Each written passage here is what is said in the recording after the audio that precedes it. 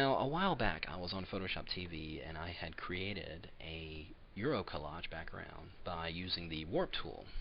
What I did was I took a couple of layers and used the warp tool to manipulate them in a very abstract way to create an interesting effect. And I got a couple of people emailed me asking me if they could see a little bit more on the warp tool. So what I thought I would do is actually use it in a sort of practical design sense and use it to create a really interesting design element as part of an entire composition.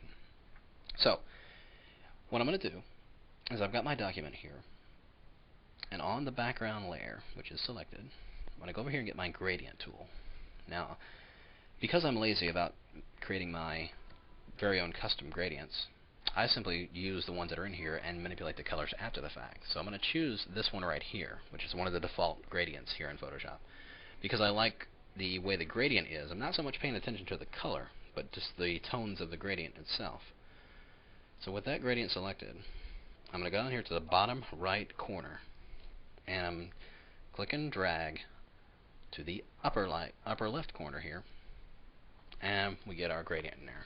And like I said, I'm not paying attention to the color because I'm going to change it. I'm going to bring up my hue saturation by Command or Control U, like this. And I'm going to click Colorize. And I want to get it to a kind of a blue hue, so I'm going to drag over here to about 220-ish. Increase that saturation and make it a little darker. About like that. Looks good. Alright. So I got my background gradient. I'm going to make a new layer. And I'm going to go under Filter. Actually, no, I got to fill it with a color first.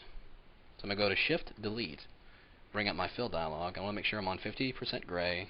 Hit OK. Now I'm going to go to Filter, Sketch, Halftone Pattern. And this giant window will open up here.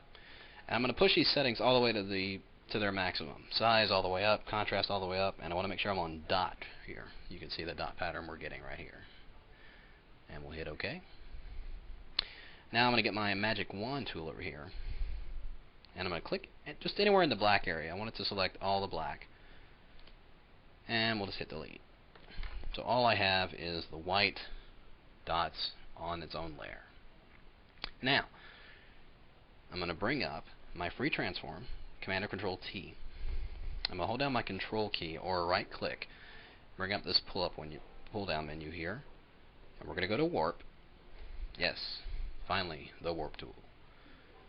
And each corner has these little handles right in here that I can move around and manipulate anywhere I want. And I can grab the corners as well. You can see I can move these, do anything I want with them. And I'm not holding down any keys. This is just clicking and holding and dragging all these points in here. Now what I want to do is actually grab these handles and just kind of bring these in till I'm getting kind of a interesting three-dimensional rounded effect here. But I'm actually going to I'm just going to click anywhere inside the grid here and actually maneuver this around just because so it has that kind of a twisting look to it. Make it a little bit more interesting. And I could, obviously I can manipulate this all day, but once I think it looks pretty good, I'm going to hit enter, and that will commit the change. And now what I'm going to do is actually move this layer over to the side, right about like this, just so it's kind of creating kind of a frame in here. And I'm going to change this layer's blending mode to overlay. That'll give us a nice, pretty interesting lighting effect as it carries through the gradient there. Now, I've got an image of this woman here that's going to be part of my design that I'm going to bring up, and I'm going to pre-transform it, scale it down just a little bit, because I want it to be kind of in that framed area there. Right about like that. Now, I don't want it to be in color, so I'm going to remove all the color information on this layer by Shift-Command-U. And I'm going to bring up a layer mask on this layer. Click on that layer mask icon. Go get my gradient tool. And I want to change it to black to transparent. And I'm just going to come in from each side of this graphic on that layer mask. And just make it as though that image is just kind of blending into that background there. And then I'm going to change this layer's blending mode also to overlay. And there we get an interesting kind of really cool background effect there. It's part of that design. Now, I'm going to create a new layer. And I'm just going to go right over here to the side and just draw a selection. It's a big, long, rectangular selection right in the middle, right about like that. And I'm going to Command Control Delete or Control Backspace to fill that with my background color, which is set to white. And we'll deselect that. I'm going to double click on this layers icon to bring up my layer styles. I'm going to apply a drop shadow. And what I want to do, I'm going to be applying a layer mask to this image. And I don't want, and I also want it to mask out my effects. And by default, here in Photoshop, you can see right here where it says layer mask hides effects. So by default this is unchecked. So when I apply a layer mask, it's not going to affect the styles that I apply unless I check this box right here. So I'm going to go ahead and check that, and we'll hit OK. Now I'm going to bring up a layer mask, go ahead and get my gradient tool. Again, we're making sure we're going from black to transparent.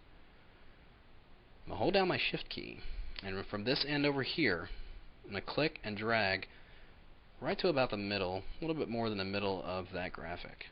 It's like that. And you can see we're getting a nice fade, about like that. Nice fade right into the image right there. And lastly, if I've already got some text set here, if I just drop in this text right here, there we get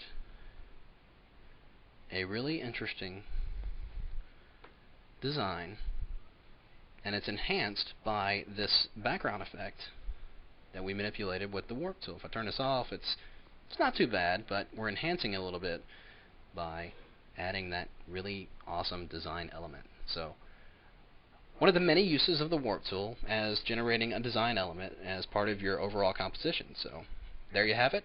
Give it a try, and we'll see you next time.